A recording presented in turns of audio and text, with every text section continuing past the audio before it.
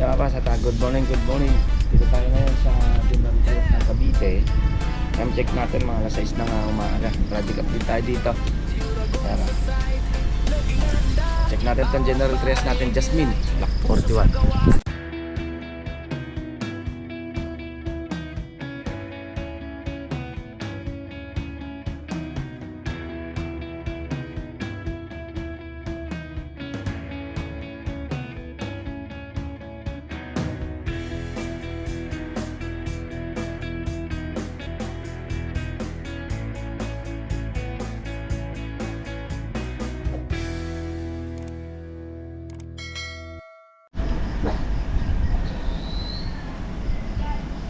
Yan na, good morning, good morning. Yan na siya, gusto ng aso. Ang daihi na. Tulog pa yung team. Alas 6 na nga umaga. Check natin na natin. Bulalo. Palambutin yun ng kalating araw. Check natin. Masilip tayo at may madalian tayo ngayon. Yan, dito palis na. Palis na tayo dito.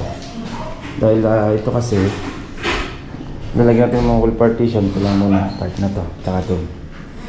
Gawa na nga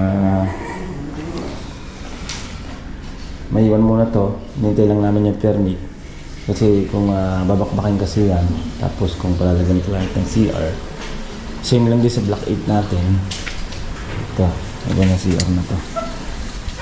Okay, talis na tayo. Ayan, tapos na rin to. Kaysa ito inili-out na natin to, yung electrical. Abang na, lahat may strip light, cove. Meron na rin yan. Ayan. Okay. Ayan. Tapos epoxy na, bawat dugsungan. Ayan, masilyahan na. Ayan na.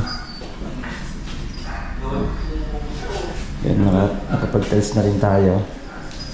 Ganda yung tiles. Ganda. And then, tapos na wall partition na. Nandiyan na rin naman, kompleto na rin naman sa mga materialis yung team natin. Okay? Kaya ba, siya na ating ang konting pasilip dito sa General Trias ng Cavite natin project. Terra Vista. Ayan na. Okay, at update natin ito by next week na. Papunta naman ako sa Woodland 13 Martires ng Cavite.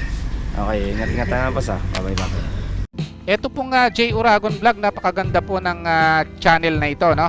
Tungkol po ito sa construction. Actual construction po ang channel na ito, no? Pag pinanood nyo po ito, panalo po kayo sa channel na ito. Napakaganda po ng mga video niya.